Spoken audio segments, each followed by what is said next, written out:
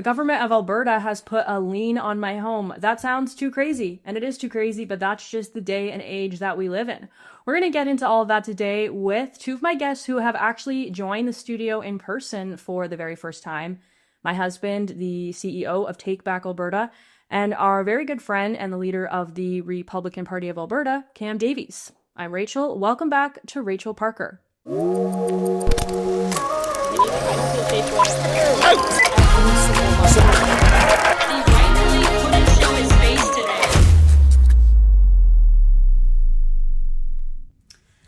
Well, gentlemen, thank you for joining the studio today. We've never actually done this before. It's a pretty ratchet setup, if I do say so myself. We ran out of tripods and things, so David is actually using a small plastic Christmas tree to hold up his phone, and it actually works surprisingly well because the wire of the branches sort of wrapped around his phone. So fortunately I had that out. But Cam, you're new here for the... I brought my own tripod. He brought his own tripod. Yeah, he thought ahead. He's like, I don't trust those Parkers. I've been to their house. I know what it's like there. We've got laundry hanging up in the background of the... It's actually a blanket to catch the echo, but it looks... Citizen journalism. Yeah, I don't think that's what they meant by that, but...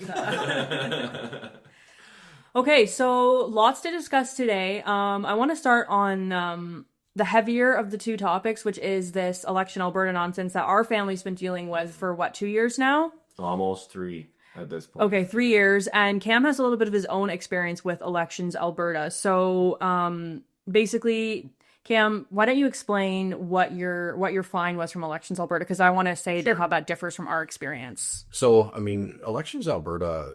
The intent behind Elections Alberta is to be an oversight, a watchdog for Alberta citizens to make sure that there's fairness and compliance to that level of fairness across the board.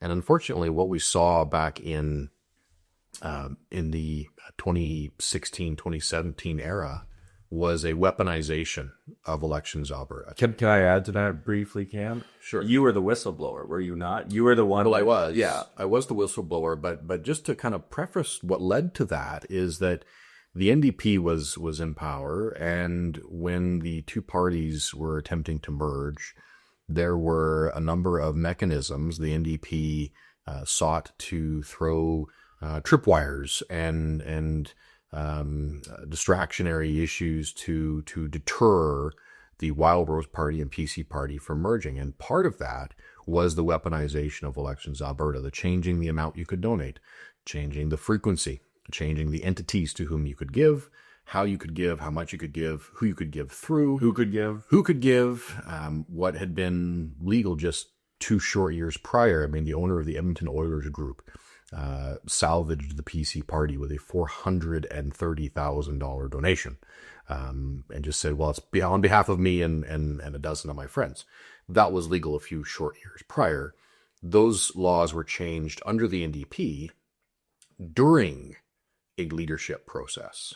So it would have been potentially different outcomes, I think, and perspectives on the weaponization if the timing hadn't been so blatantly partisan for these changes to occur. They were occurring with a specific reason to trip up the conservative side of the partisan electorate during a monumental shift in Alberta politics. And so, of course, we got caught up with that, and I made donations on behalf of some others, and I definitely got a wrist slap for that with Elections Alberta. I've since paid all of those fines.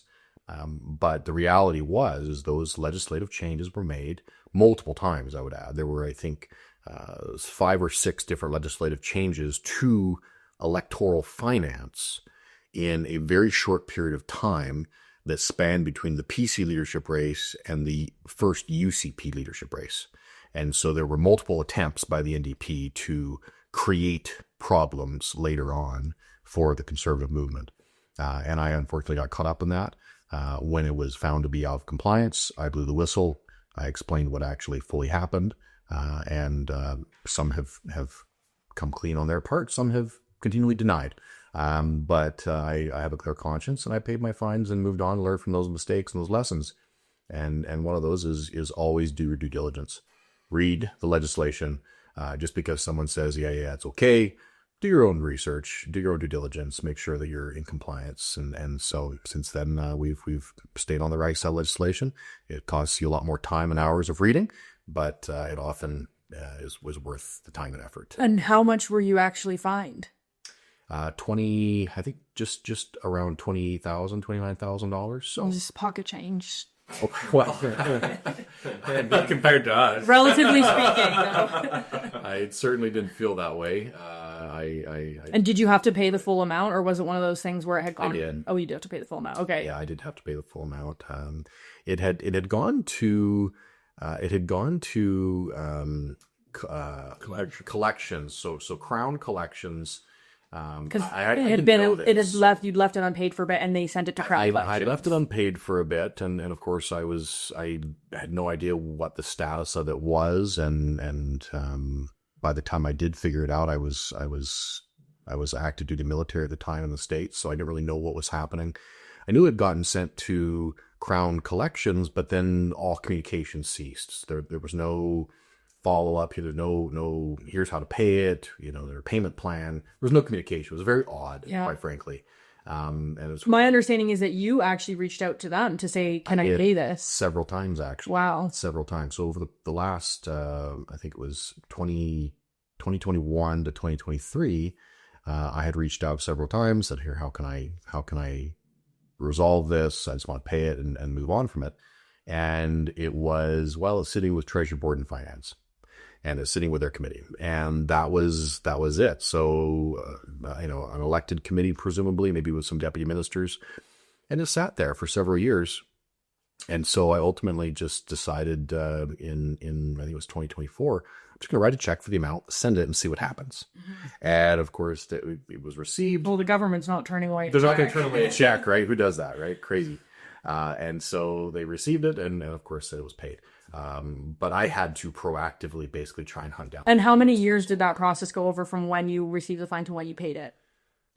2021, about 2.5. Okay. Maybe 3 years, roughly 3 years from the time, looking back now, because I had no idea I had even been sent to Crown Collections. I had no idea. They had never corresponded with me whatsoever. So I had no idea.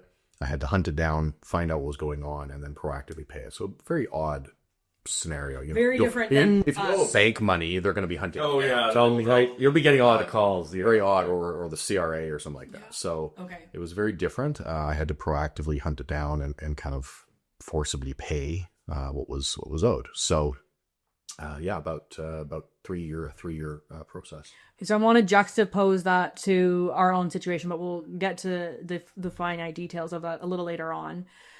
David, why don't you start by explaining, you've gotten caught up, Take Back Alberta has gotten caught up rather in this, this elections advertising. So maybe you can explain what elections advertising is and how you've gotten caught up in it. Okay, so Kenny came to power and he did a lot of reforms to the Elections Alberta Act, that's what it's called, the Elections Act for Alberta. And one of the changes is the implementation of a program called election advertisers. So you have to register as an election advertiser in order to advertise in elections. In the lead up to, in the founding of Take Back Alberta, it was our intention to run elections advertising. And so we set up a specific elections advertising account. We registered with Elections Alberta as a third-party advertiser. The society, which no longer exists, called the Take Back Alberta Society. There's still a not-for-profit that I am still the founder and head of, that is a national not-for-profit that is not registered as an election advertiser, but the society that was registered as an elections advertiser had a separate account for elections advertising. And I was under the impression, because I received a ruling from the Deputy Elections Commissioner, that the meetings that we were holding were not elections advertising. So I operated under that assumption. I did not keep records in the way that I would have, and Cam could speak to this. There's a lot of very meticulous record keeping, something that I'm not particularly good at. I didn't keep proper records as if my spending on the town halls was elections advertising, because I still to this day do not agree with Elections Alberta that it is elections advertising. But what is elections advertising? Well, according to the new act that Jason Kenney passed, it can basically be anything, including a bunch of people getting together in a town hall and me giving a speech, which anybody who's heard my speech, Rachel's heard it, I don't know how many times. More times than I care to acknowledge. I actually at one point said, David, if you ever can't show up to work, I could pay it in for you and give the speech. And the speech, that's how politics works. It's a stump speech. Cam can attest to this. As the leader of a political party, you give the same speech over and over again in different places. And my speech was literally my life story in politics and how a young 14-year-old, completely unconnected, with no, nobody bringing me in, rose from joining an EDA board to working for the Prime Minister and then getting involved in electoral politics through campaign managing. That was my speech. I have tens of thousands of people who have heard it and can attest that that's what it was. And Elections Alberta determined that they believed that was elections advertising and then had 28 different counts of me claiming that I violated the act because they categorized those as elections advertising. I'll give another example, and this is the biggest one, and this is the biggest fight that I have with Elections Alberta right now.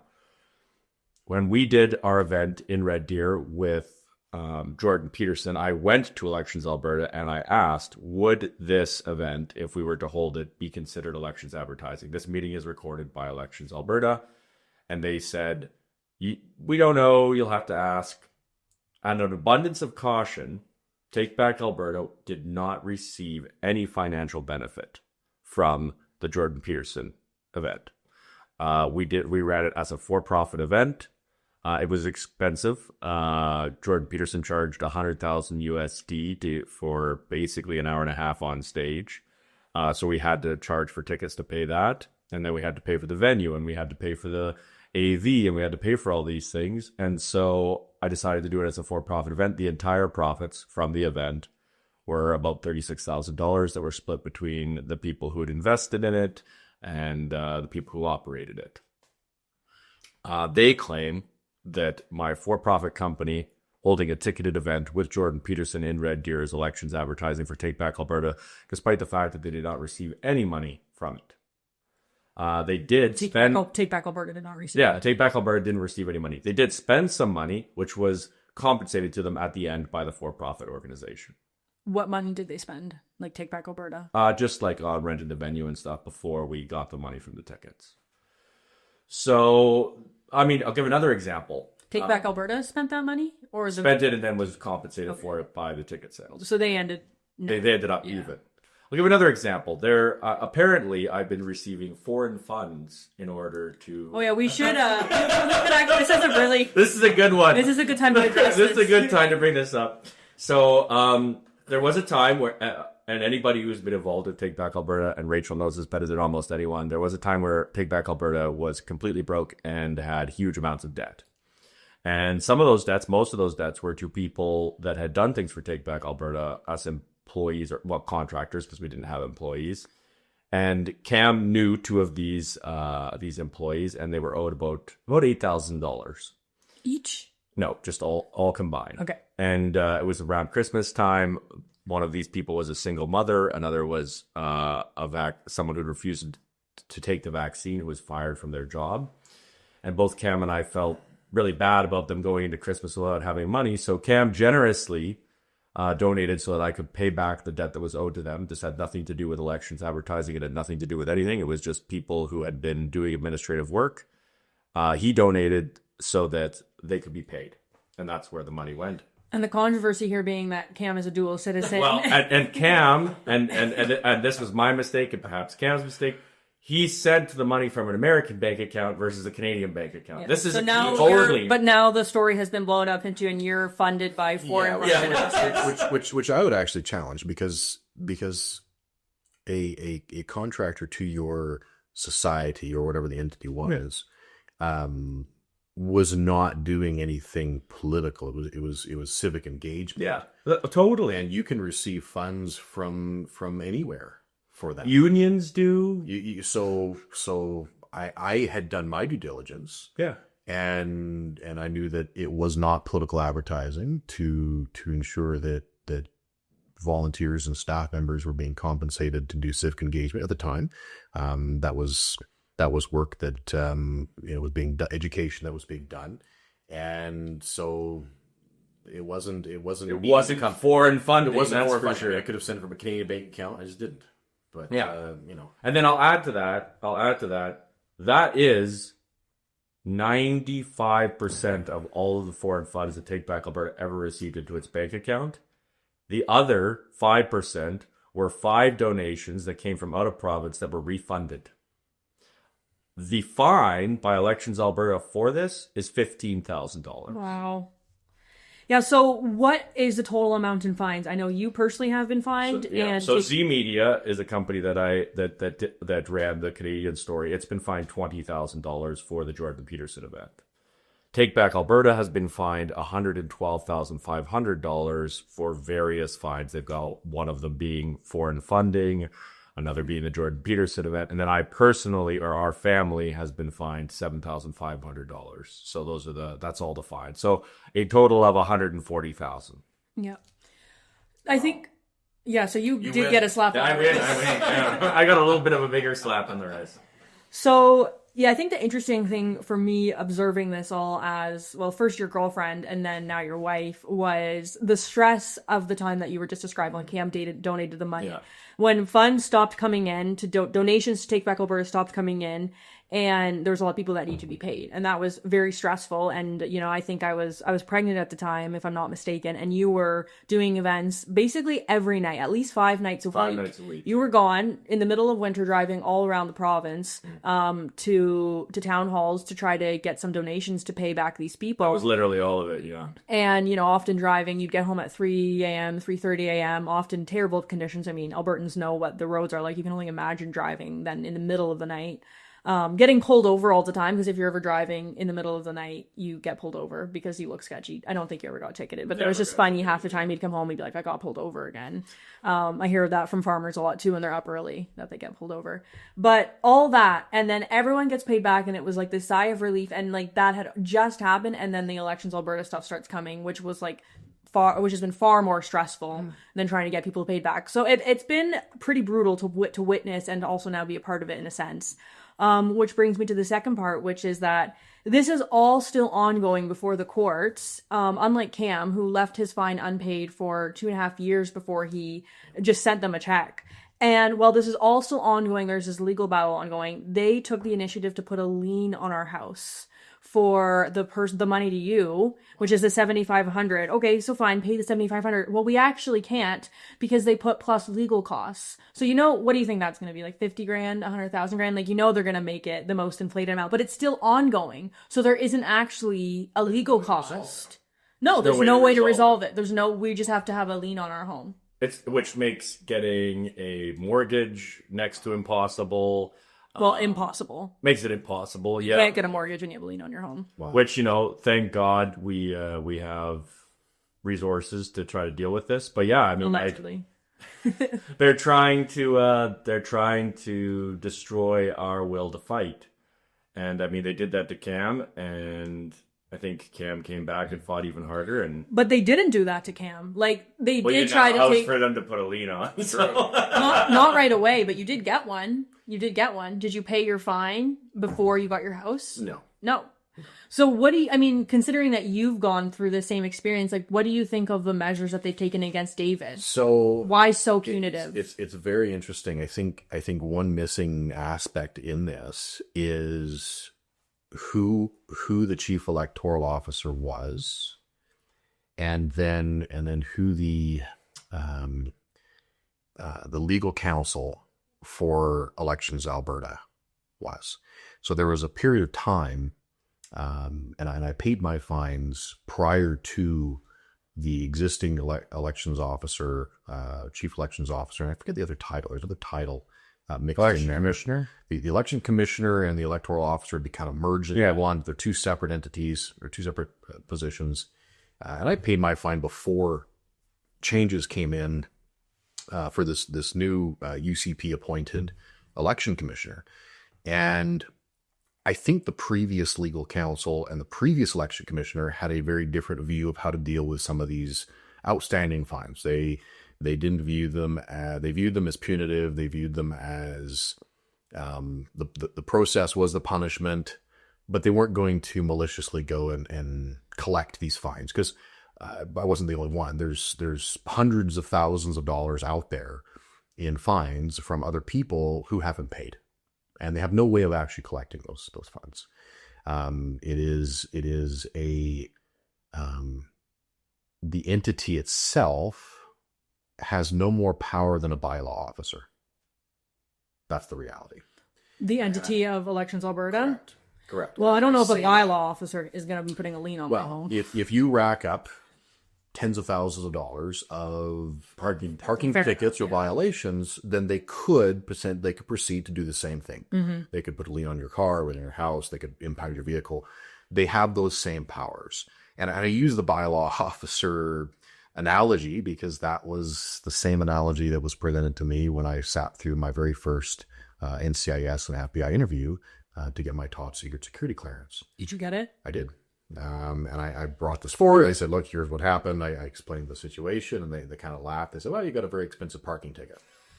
I feel like they were like, wow, these Canadians are so petty. That's exactly what they were doing. It was a very expensive parking ticket was the comment was made to me. So the point being is that there was a change in how Elections Alberta decided to not only interpret but proceed with outstanding fines, compliance, letters of reprimand, all of these things.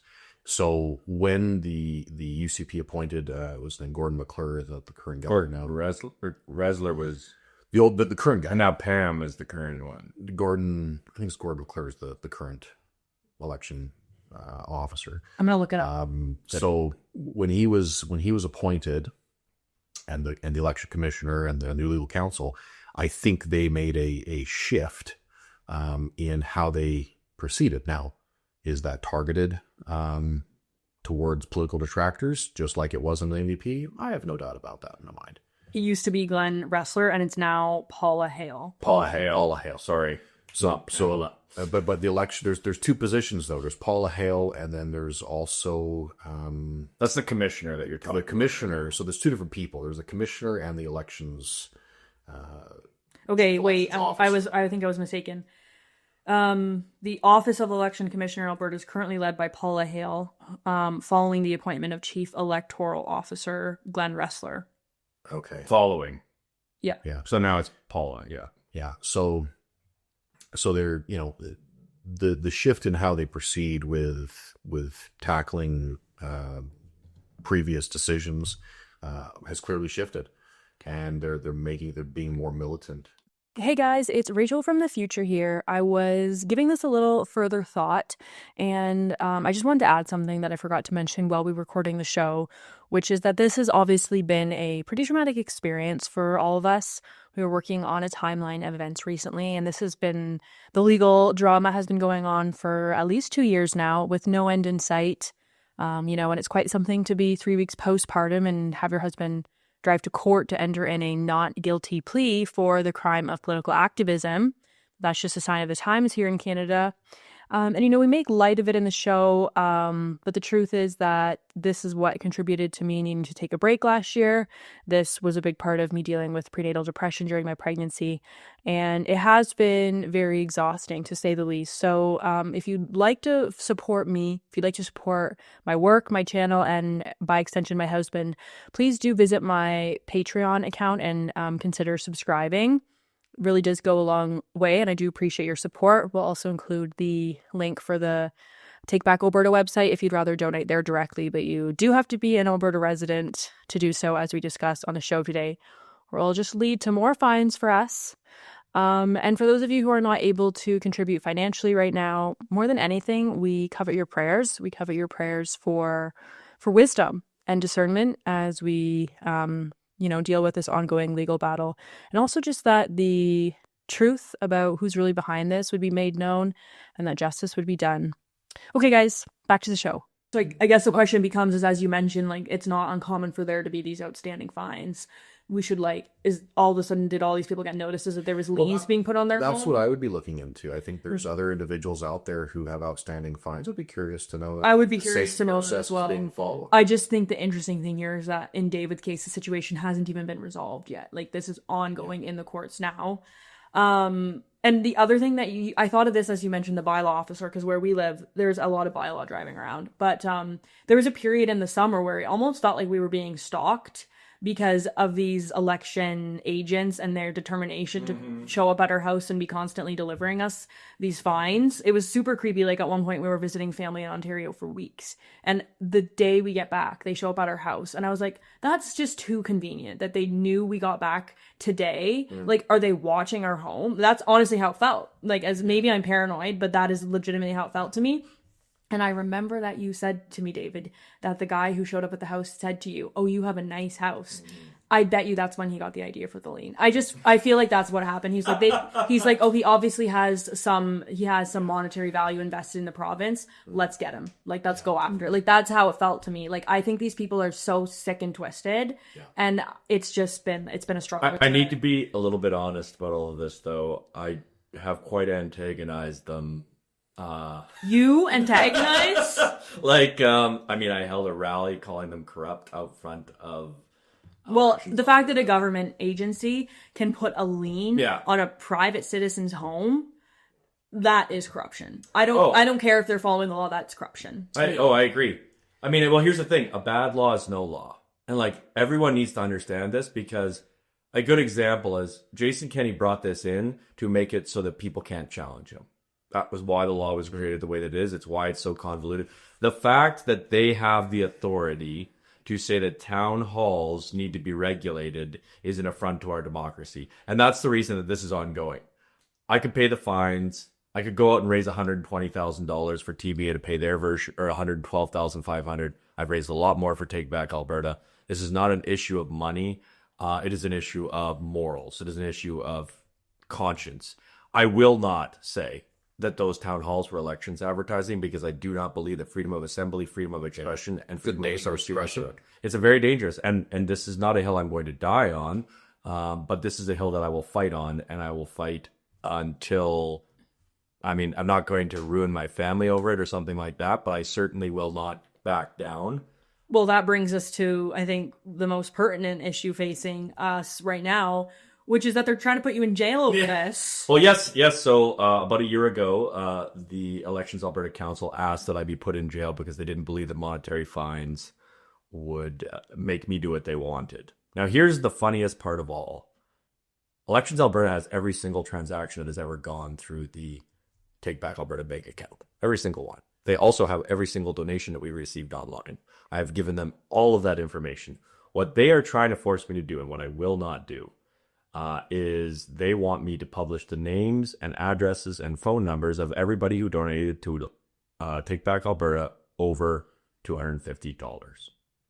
Well, those people did not donate to Take Back Alberta for elections advertising. They donated to pay people to put on town halls. That is why they donated.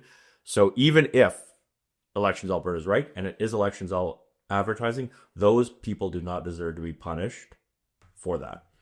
I'm curious about what the punishment for them would be, because I know there was a period, like during the 2023 provincial election, when ironically you were not working. You were just sitting at home being frustrated that you couldn't be involved in the campaign. And you were like the boogeyman of the election. Like it was every, like the NDP's talking point was like, we're going to tie David Parker and Danielle Smith together. Take Back Alberta is this horrible, super far right organization. And they, like, you became the boogeyman of the 2023 provincial election. And it was so weird to witness, because you've been holding meetings for so long and the media was so late to the story of like the success that you were seeing. And then they caught on to it just in time for the election. Well, the irony in that is, I can understand in 2016, 2017, the NDP creating new laws, legislation to try and trip up the conservative movement. Yeah, I don't have to like it, but I understand their partisan motivations of weaponizing Elections Alberta. The irony in this is you have a supposed conservative government that is weaponizing Elections Alberta that they directly benefited from. Yes. This is an organization Punishing the people who put them. David says this all the time. They removed Jason Kenney And then you have the net beneficiaries of that effort turning around and saying, now it's your time to sit down and shut up and pay fines and go away. Well, that's because so what I was going to say before was I sense that, like, you know, you're still like a controversial figure, and like Western Standard will sometimes write full news articles about simple tweets that you put out. I don't know if anyone else still does that, but there was a period where like... I can't be bothered to even read Western Oh. That was the level of influence that David had, though. It was like he would put out a tweet and there'd be multiple news stories about it, which anytime a journalist writes a full news story off of one tweet, they're bozo, okay? So just putting that out there for now. That's like the slobbiest journalism you can do. But that was the level of influence that you had, and I guess I'm saying maybe Western Standard will still do that. I remember there's been recent times where they've written stories off of your tweets. But I don't know that, like, you're in the news in the same way that you were. Like, you're not like the boogeyman of the era right now. Like, people have kind of like let you be for a little bit. So I'm wondering, I guess, what the fallout would be for those donors if their names were put on. Here's what I think, though. I mean, and people very close to me that are very important in the movement, I won't say their names, have told me, who cares about those people? Just put their names up, like, leave it. And I can understand. And then a lot of the people who have their names will say, you can put my name up, that's fine, right? And maybe the court will rule that, and I will call my donors, and that will be the decision that I make. I have not made that decision yet. I'm waiting for this criminal court proceeding that's coming up this month. They're trying to put you in jail this month for not having and here's the thing: it's not that I'm hiding the information, because Elections Alberta has all that information. It's that they want me to publicly publish the names. And here's what it is: there is a woke mob out there that will take that information and hunt down anybody and harass them who's donated to me, because they hate me. Well, it's also very likely, and I don't know the ins and outs of your particular case, but if Elections Alberta is successful arguing in front of a judge that holding town halls is political advertising, then it is likely that those donors could potentially be fined for the amount or greater, depending on their compliance, to Elections Alberta. So however much was raised from your donors that were donated to put on town halls, they could be individually on the hook for whatever they contributed to Take Back Alberta as a fine. Which, honestly, considering the way things have gone, is not that out there. Like, that happening, because they've done it before. Well, actually, I will say that I have dragged this out long enough that they cannot fine them now. Oh, okay. Right? Because there's a 2-year statute of limitations. So they'll change the law. Well, like most things with this current government, everything's written. I've spoken to a few lawyers about this, and they've basically said to me, like, this is Canada's deep state. This is our deep state. Yeah. You guys will be caught up in court over this for years. Yeah.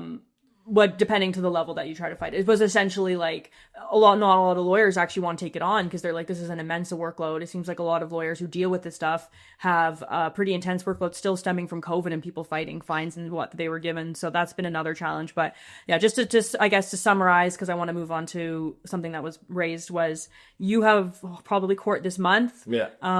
There's going to be, I guess, a trial about your contempt of court. They're trying to hold you in contempt of court for not filing those names. You think it's unlikely that you'll go to jail. I think that this is risky business. So we'll leave it there. Well, I'll say this to that, and then we can proceed. When the UK did this to a much bigger version of me named Tommy Robinson, it only served to grow his influence tenfold, and Elon Musk now pays his legal bills. I have at least as good connections as Tommy Robinson does globally, and if they want to go to war, then we can go to war. Yes, that's well put.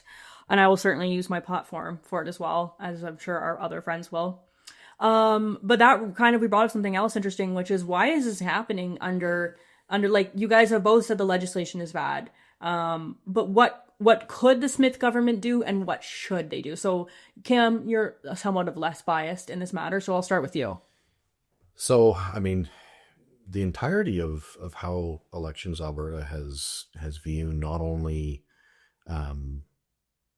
undoing the changes that the NDP made.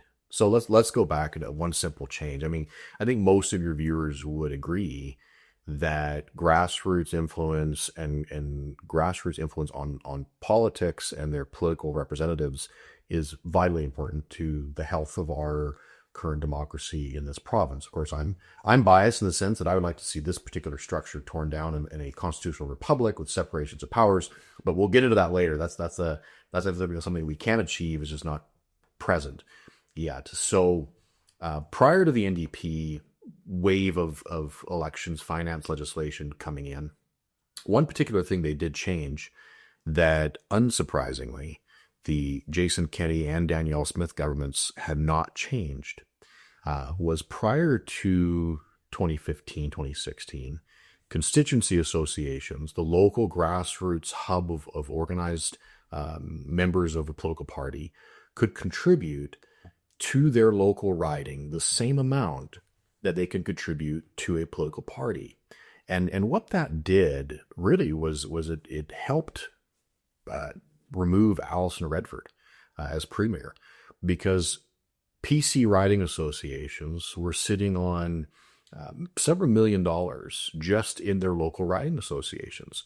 And when riding association presidents got together and had a meeting and said, you know what, this premier we have is going off the rails with all of these different flagrant expenses and things are out of control, the premier at the time, Alison Redford, said, you know what, I can't fight the CA presidents, I'm just going to quit. The NDP operate under a collectivist theory in general. They do not believe in local grassroots organizing. In fact, they don't have riding associations in the vast majority of ridings across the province. And so they nixed the ability for grassroots to contribute to their local associations. All money must flow to the central party headquarters. And then what does that do? They get to decide who gets financing during an election campaign, who has been a good soldier, a good supporter of the leader in a particular election campaign. So centralization of power under the NDP, because that's their mindset. Why wasn't that legislation repealed under Jason Kenney?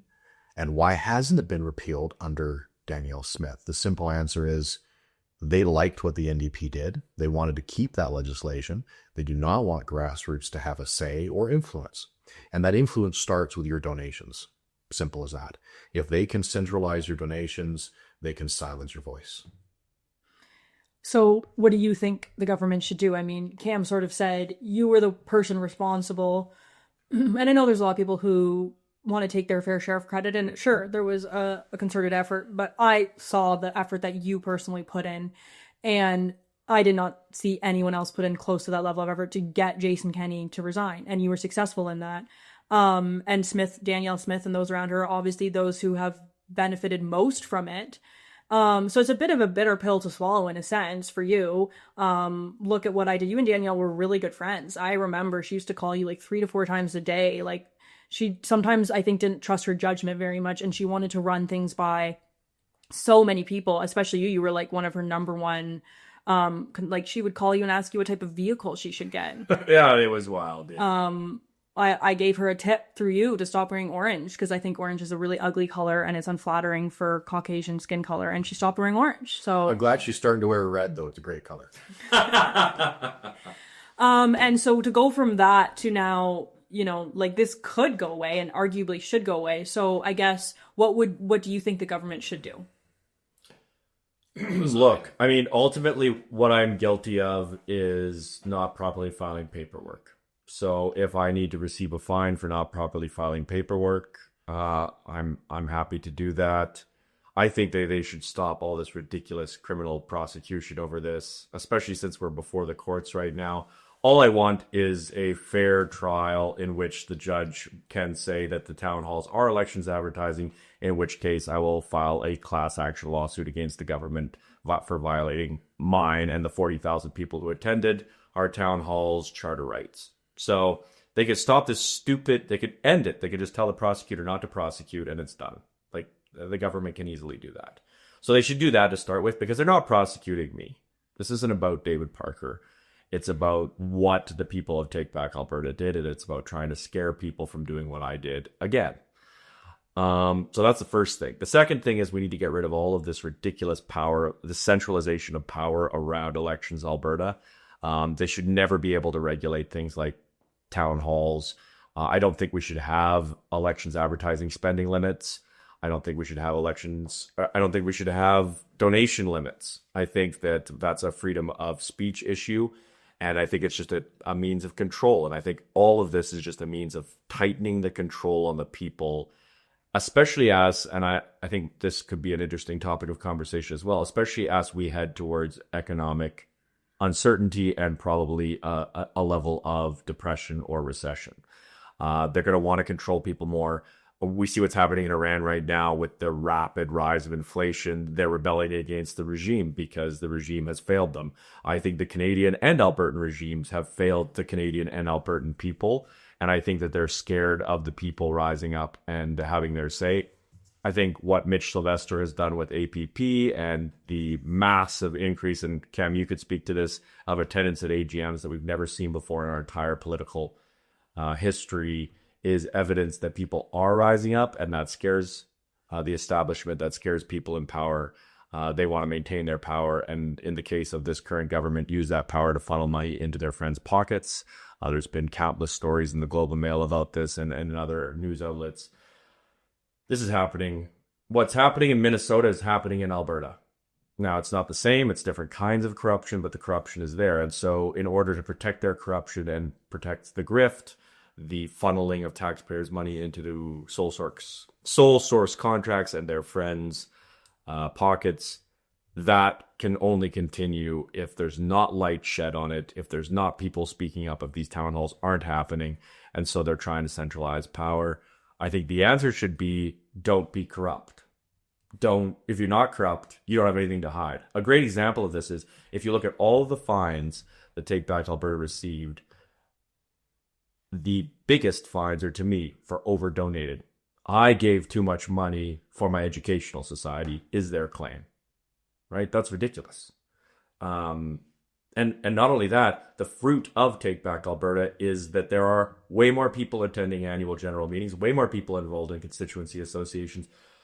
It actually did educate people to get involved, and the evidence of that is more people are involved. Yeah. I just want to quickly clarify something, because now you're calling it an educational society, which before you're referring to as a third party. Okay, so you're giving too much money to what? It is an educational society. That's what it was registered as. That was what it was created as. The Educational Society registered as a third-party advertiser under Elections Alberta in order to, at the time, our plan was to do a bunch of Facebook advertising in the lead-up to the special general meeting. We set up that account. We even put $20,000 in it. We paid Western Standard $20,000 of that account and reported it to Elections Alberta for advertising. So, wouldn't this precedent put the Alberta Prosperity Project in the crosshairs of being a political advertiser based on they never register?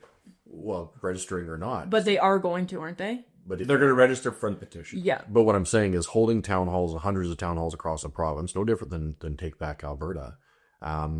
If that's the litmus that's being held to Take Back Alberta, wouldn't all of the previous hundreds of town halls that Alberta Prosperity Project has done would also be considered election advertising if that precedent were set? If the laws were fair and evenly applied and all of these things were true, then yes. But the truth of the matter is, this is just lawfare against me as an individual and Take Back Alberta. My point is that if the courts rule that what Take Back Alberta did was election advertising, then everything that Alberta Prosperity Project has done up to this point could also be election advertising. And boy, what an interesting way that the UCP government could throw a wrench into independence. It could still be considered election advertising, even though APP is not registered as third party. Right. Well, it's actually even worse. So if you don't register for third party election advertising and you conduct what they deem to be election advertising, the fines are going to be pretty hefty.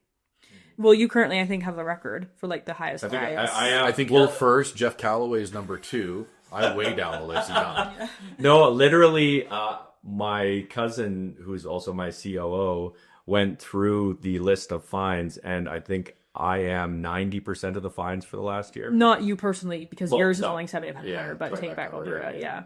So the government should just simply tell the elections commissioner not to prosecute the case, is what you're saying. Or just tell the prosecutor not to prosecute the case. The crown prosecutor. Yeah. And then would you still be left to pay the fines?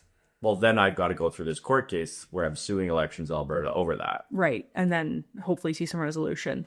That kind of ties into the punishment is the process. I mean, it's like sitting down at a card game that you've got 15% odds of winning. I mean, if you're not able to, and this is really a travesty, I think, for people that want to get involved in politics and want to show up to a town hall or want to contribute or get involved. The rules are designed so that the House can win. That's the reality. And the House is whoever the government is at the time. And that's not the way it should be. Yeah. I would ask, if this continues, what are you guys going to do to the government? But I think we'll save that conversation for another day. I certainly have some ideas. Leave it hanging there. Okay, so I think that was everything I wanted to talk about with Elections Alberta. Now that we've gotten the heavy stuff out of the way, let's talk about the fun stuff. Let's talk about Alberta Independence, which I think the first thing that comes to mind with me is, okay, so let's say hypothetically, APP gets the signatures, which they will get. They'll get the signatures. We have the referendum in October. The referendum is successful. We still have all these a-holes up at Elections Alberta. What do we do with them? How do we, things are not great here. Within the province of Alberta, the government of Alberta, we are seeing some of the same problems that, the legislation that you guys have been talking about. This is happening provincially. It's happening at the federal level. I know Ezra LeBlanc has gotten a slap on the wrist. I think the Elections Canada has a criminal investigation for Keane Bexley for stuff he wrote during the election. So, our election agencies have been given way too much power to prosecute journalists, to prosecute political activism. But this is a problem that we have here in Alberta. And so how do we still have to fix our government? So with Independence, we have a unique, once-in-a-lifetime opportunity to redefine our entire structure, our entire system. The balance and separations of power, I think, is the first step. The ability that, the individual who oversees elections in the nation of Alberta should be an elected position. Yes. That's the first step. The elections office of bureaucrats and compliance officers should report to that elected position. And that elected position should be entirely separate from our current view of, there's a party, there's a caucus, entirely separate. It shouldn't be controlled by the party. It should be a standalone position that is elected by the people. And they have to run on I'm against tabulators. I believe that election finance should not prohibit your freedom of expression, freedom of speech. Should there be limits on how much you can spend? Let's have a debate on how much that limitation is. Who can contribute, who can't. Run on those platforms and let Albertans decide who's presenting the most fair and open ability to participate in democracy. I'd like to add something just to that point that I think is very important. I was on Chris Scott's Whistle Stop Cafe show last night. We were talking about something similar, and I think the problem is the system of Canada that we've inherited here in Alberta is not elections. It's appointment. Our judges are appointed, our head bureaucrats are appointed, our police officers are appointed, everybody's appointed, right? This is a monarchy that is pretending to be a democracy. And I think Cam's point is we need to become a constitutional republic where the people are the ones who decide who leads them, not, party apparati and, special interests and stakeholder capitalism. All of this is garbage. What we need is a democracy. And I think even in America, and you might disagree with me on this, Cam, we are seeing an erosion of democracy. And I mean, what Donald Trump went through in order to become president again, the lawfare that he experienced is so much more extreme than anything that any of us have even faced. This is what they're trying to do. They're trying to get rid of the will of the people and create a elite oligarchy, you could call it, or a technocracy is another word for it. And that's what we have to avoid as Alberta. When we create this new system, the checks and balances have to be the people checking the elites. And this is a very old problem. This was the problem that Rome faced that eventually led to the fall of its democracy, was the war between the elites and the people, the proletariat and the opulates.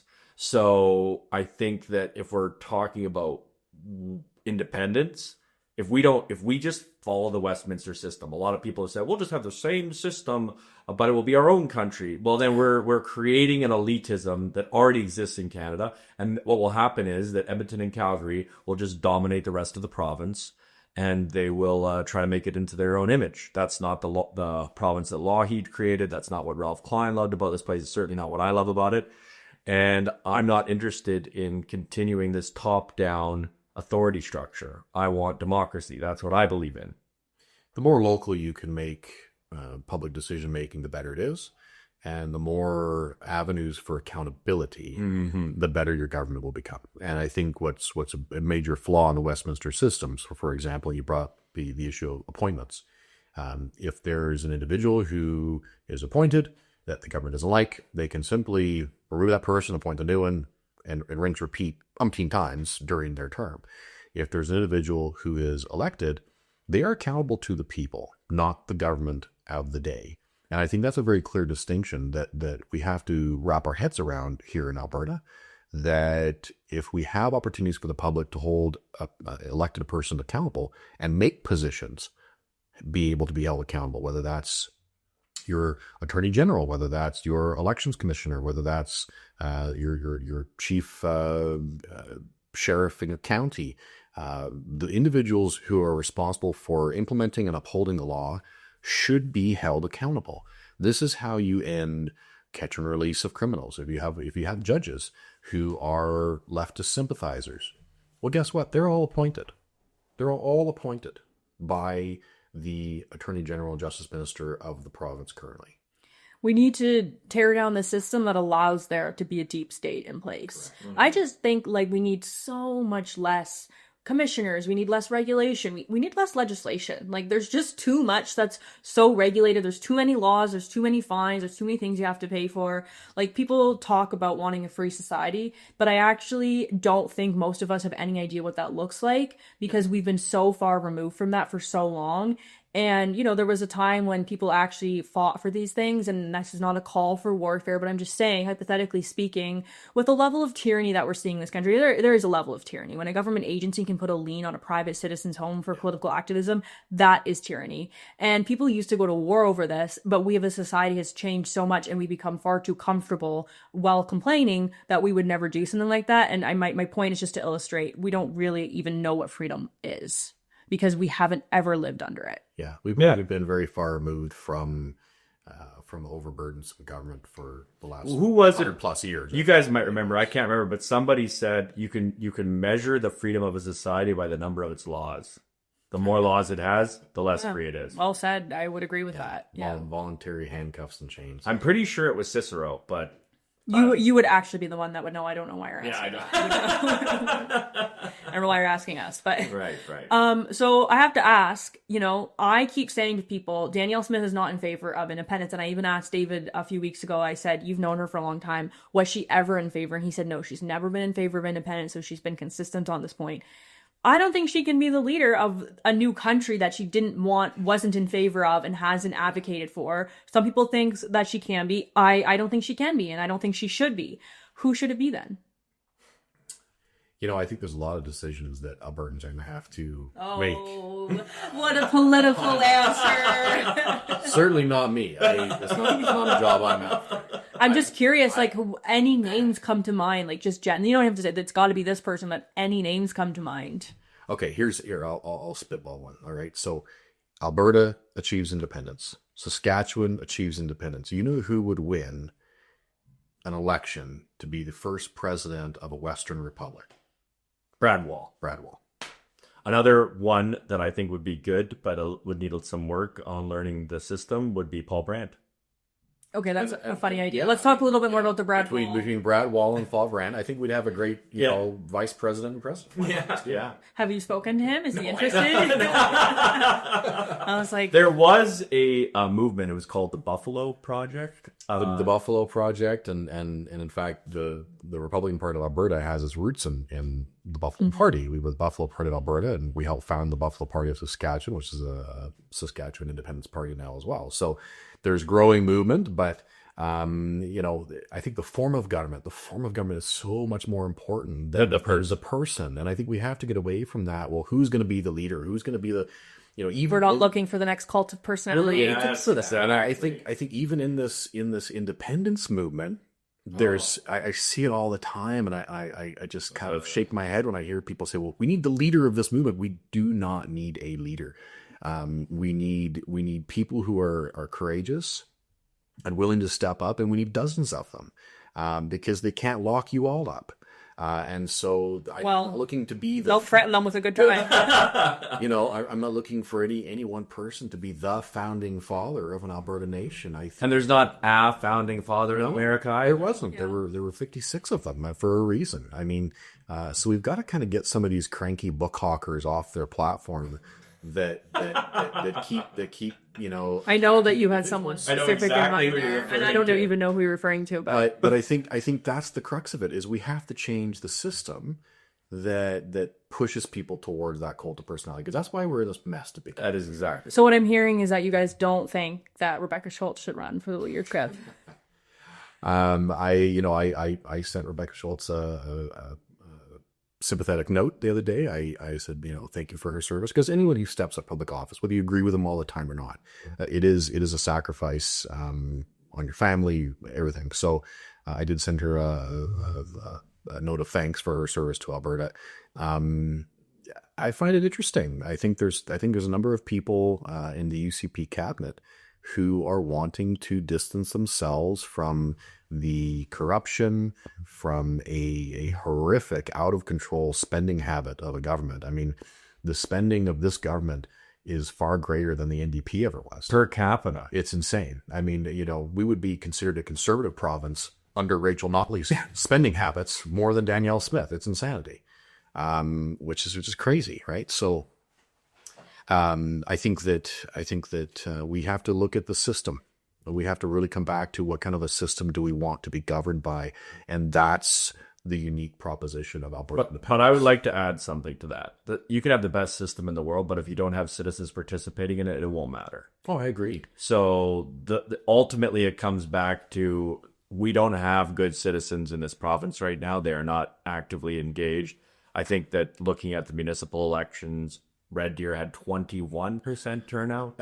Yeah. That's 1 in 5 people showing up to vote. And that's considered good citizenship, just voting. That's like the lowest common denominator, and only 21% of people did it. So I said this on Chris Scott's podcast last night, or I don't know when this is being published, but it was last night from right now. We're headed in one of two directions. Either we're going to go the path of monarchy or the path of democracy. I mean, the people of Iran are now calling for a king. That's what they want. I think that if you look at Russia and you look at China and you look at even El Salvador, and El Salvador, I happen to really like the king of El Salvador. But he is, that is a move away from democracy and a move towards strongman totalitarian. Well, hold on a second. I wouldn't mind to be the Queen of Alberta. Well, there you go. I could be great now. You'd be a great queen. A great queen, indeed.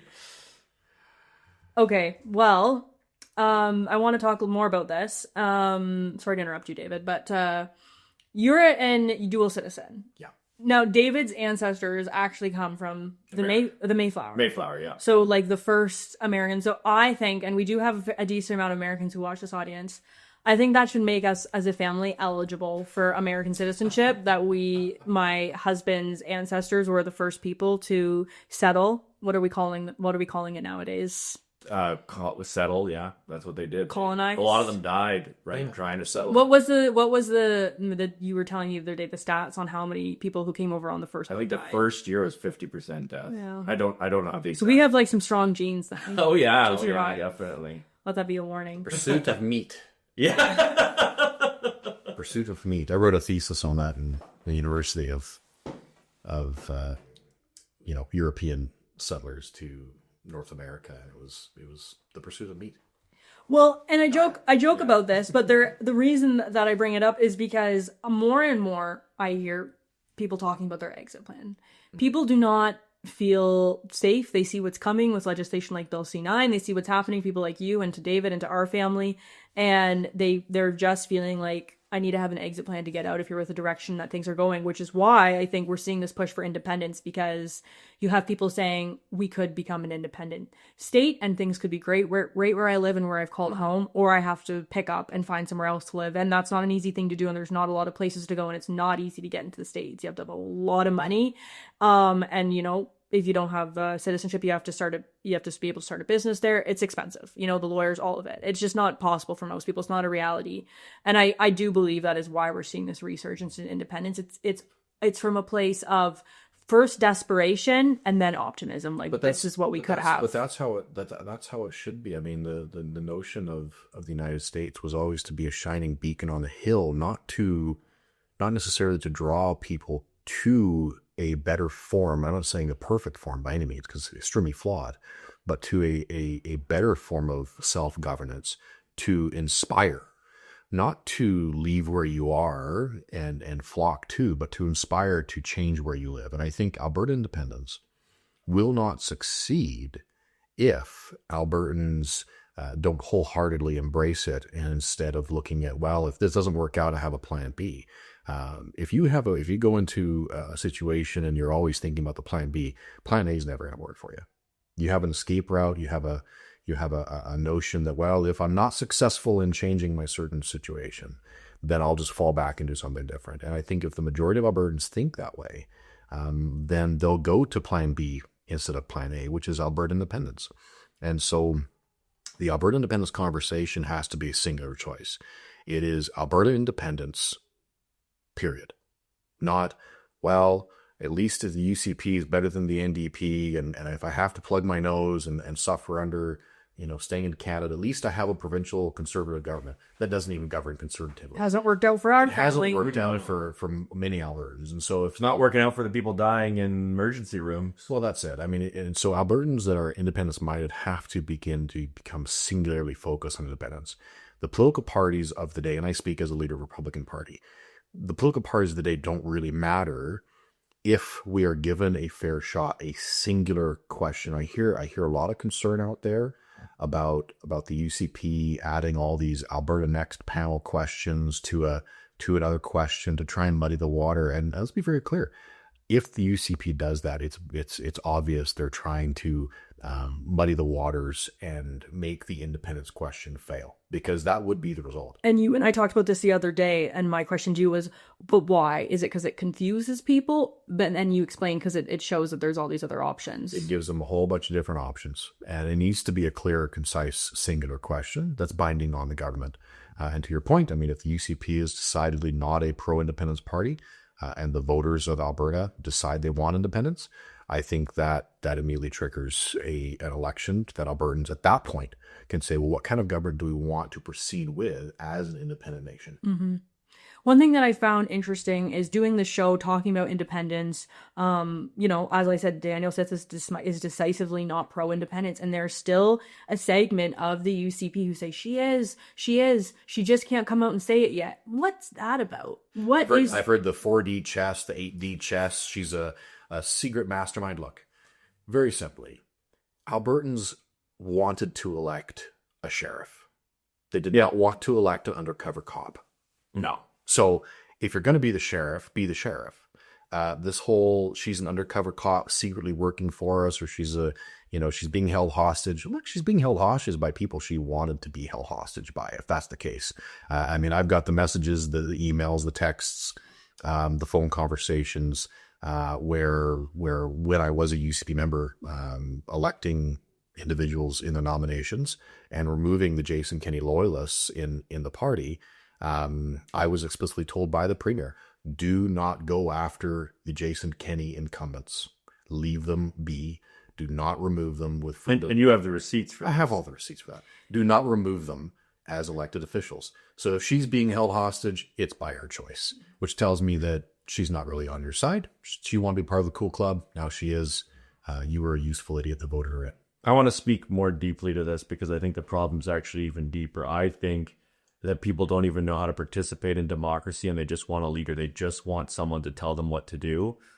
I think people are fundamentally, my Lord and Savior said this very many times, they're fundamentally sheep, and sheep are herd animals, and they want to follow. And I think we have to understand that if you're going to remain sheep, and if people are going to remain sheep, democracy's done, your freedoms are over. Look at the passage in Samuel. It's very clear. The people of Israel, they come to Samuel and they say, we want a king. And Samuel's very upset about it. And he goes to God, and God says, they're not rejecting you, they're rejecting me. I'm going to give them a king, and these are the bad things that are going to happen to them because they have a king. Well, I think people want Danielle to be their queen, and I think that is how they perceive politics because they're so uneducated, they're so uninvolved, they're so apathetic. They don't want to have to worry about governance.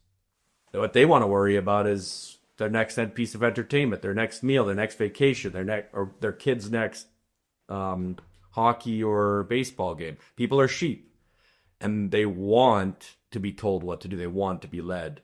And so I think people, and I will say this as someone, and I think, Cam, you could speak to this too, as someone who was a true believer in leaders. I was a true believer in Jason Kenney. I was a true believer in Stephen Harper. I was a true belieer in Aaron O'Toole. I was never a true believer in Aaron O'Toole. I was a mercenary. Some artwork on the wall, I would say otherwise. I am very proud of what the team accomplished to get him elected. I do not like that man, and I feel like he betrayed us all. But that's a different story altogether. I don't know that. It was a good part. You guys have both worked on campaigns. Oh, you've worked on some pretty questionable people. So I think, like, I did believe in these leaders and I put hope in them, and I was always disappointed, and that's why I started Take Back Alberta, and my message was always the same: no one's coming to save you. If you want your society to change, you're going to have to be the one to change it. No leader, no system, nothing is going to change it if you don't get involved. And I think, like, people make excuses for Danielle's bad behavior because they want to believe in her. Because if they don't believe in her, that leaves them with, well, for most of them, they don't think they can impact anything or do anything. So that leaves them with nothing. But what it really leaves them with, or which most people don't want, is hard work. And how many people, Cam, at meetings have come up to you and said, I have a great idea for you to Oh, yes. This is endless. This is one of the most common things. Everybody's got an idea for you to do. And my answer to all those people now is whenever they come to me with an idea, I'm like, that's great, go do it. And I mean, I understand that trying to be helpful, I don't need people to give ideas. Cam doesn't need people to give ideas. Rachel doesn't need people to give ideas. We're already doing... I do get some actually very good suggestions. Oh, okay. all right. And I take those suggestions, but I think your point is that we have to encourage, the action. And I think it just speaks to a system that wants to keep people on this hamster wheel of being so busy with life that the only easy option is, well, let's find that one person who can fix all those problems so I don't have to. And the real answer is, how do we get this end of the hamster wheel so that we can take control of our own destiny? And I think that starts with a change of a system. Yeah, then I agree with you, but it's going to be the people... what do they say? Personnel is policy. The people in the system are going to determine the outcomes of the system. So if good people aren't getting involved, we're going to have bad outcomes no matter what the system is. What would you guys say to people who said, well, you guys were both very close with Danielle. Some might even say in her inner circle. I believe David was once referred to as the power behind the throne. Indeed, yes. Puppet master. The puppet master. You're just disgruntled. You're just disgruntled that you've fallen out of favor and you're out to get her now. Danielle's nickname for me was Yoda. Why was it Yoda? Because he was so wise. Story. Look, I think that I don't think that people step up into political roles or leadership roles with negative intentions to begin with. But show me a leader and show me who he or she is surrounded by and taking advice from consistently, and that will show you the outcome of where a government is going to go. And, I don't hold any personal ill will towards Danielle. I think that, yes, she inherited a challenging situation. I give her grace for that. But what you choose to do once you have the ability to make change is what you'll be judged by. And some of the ideas that you promote, mass immigration being one of them, I have a serious problem with mass immigration. I did an interview the other day with the National Post. I'm the only political leader, I think, in Western Canada, for sure, calling for remigration. I think that we're beyond, this call for illegal immigration. We don't have illegal immigration in Alberta because Ottawa has made all of the immigration completely legal. It should be illegal, but it's not. It's legal because Ottawa has said so. And so I think that this current government has been surrounded by people by choice, by Danielle Smith's choice, who have different designs and interests for the direction of Alberta and for their own personal interests. I think that's where this government is going off track with our spending, the corruption scandals that are still yet emerging. There's a lot more to come. And that's just There's a lot more to come. Are you also part of the Unholy Trinity? I don't know what that is. Oh, so you're not. Okay, so this is a real thing, right? That you're called now? That Well, Marco was in it for a while. I don't think he's kind of faded. well, the Smith government had a nickname for David, for Marco van Huygenbos, who was one of the Coots three, and who was the third then? It was Cam. Oh, was you? Okay, yeah. So you guys. So I'm sitting with the two of three of the Unholy Trinity. That was their nickname for you.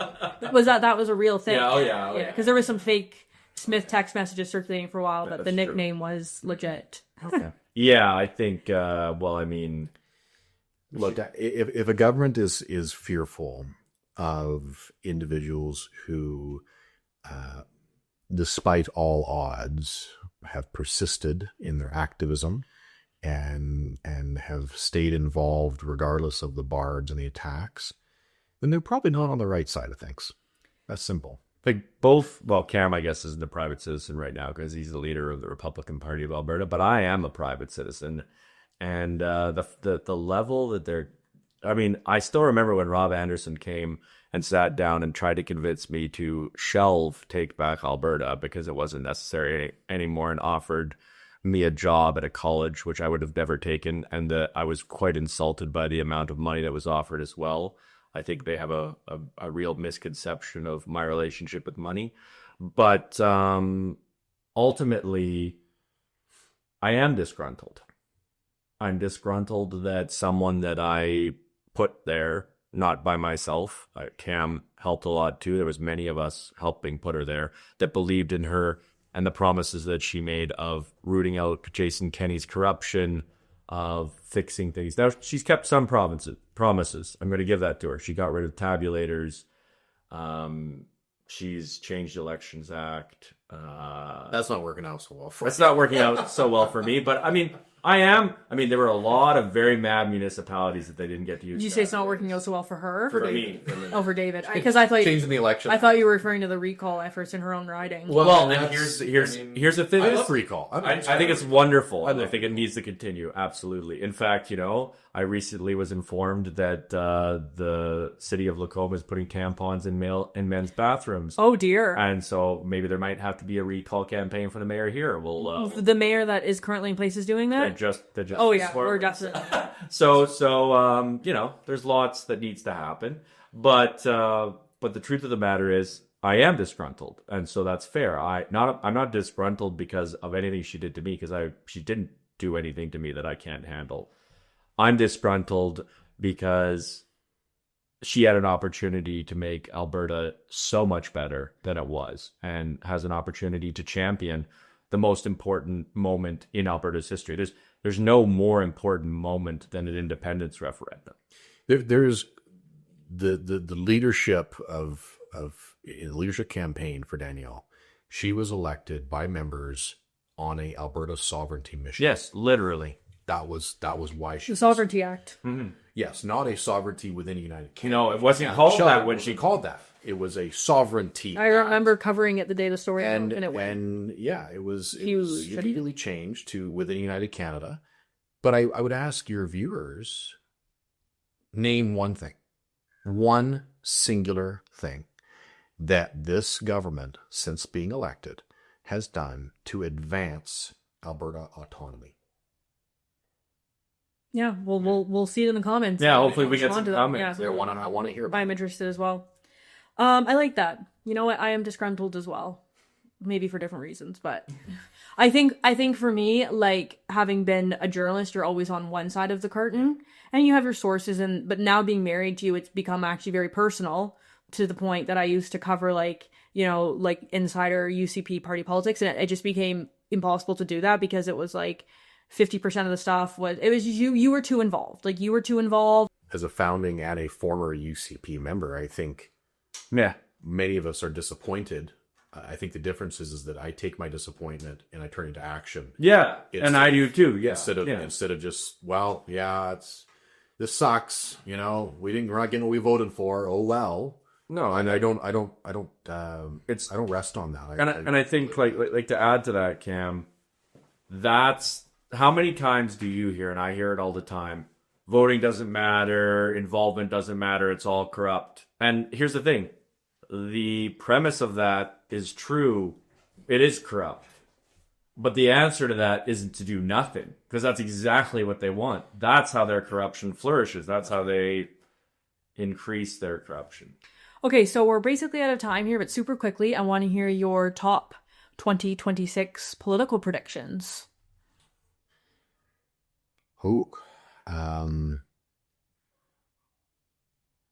Massive government deficit. Massive. Oh, I want something spicier than that. I think you'll have a independence referendum that will be clouded by either a simultaneous election or multiple other questions in order to sewer it. Spicier, Ken. Spicier. I think you will have more of the iceberg revealed Of the UCP corruption, with individuals previous and current in the Premier's office directly implicated. I'm gonna go spicy. I do not believe that at the end of this year that Danielle Smith will be the Premier of Alberta. That is spicy. Why? Because I think as the corruption is revealed and as she puts roadblocks in the way of independence, this independence train is impressive. What Mitch has been able to do, what Cam has been able to do, what a lot of people have been able to do over the last year. I would say a year ago, I did not believe that Alberta independence could happen because I didn't believe there were enough Albertans involved to do it. We are rapidly getting to the point where there are enough people able to do it. So the spiciest prediction that I will make is that we will win the independence referendum. And when we win it, that Danielle Smith will not be able to continue on as leader of the United Conservative Party. Well, if there's one thing I know about living in Alberta, was the first thing people told me when I moved here, it's proven to be true, is that things here can change fast. So it's probably not as out there as it seems. Gentlemen, thank you so much. Thank you. All right, everyone, that's all we have time for today. I didn't even get a chance to talk about my silver. I wore my silver so we could talk about the silver markets that I know everyone is going crazy over right now. I think my Christmas present is going to go up in value a lot over the next few months. So maybe another time we'll get to that. All right, looking forward to reading your comments. Have a great day and God bless.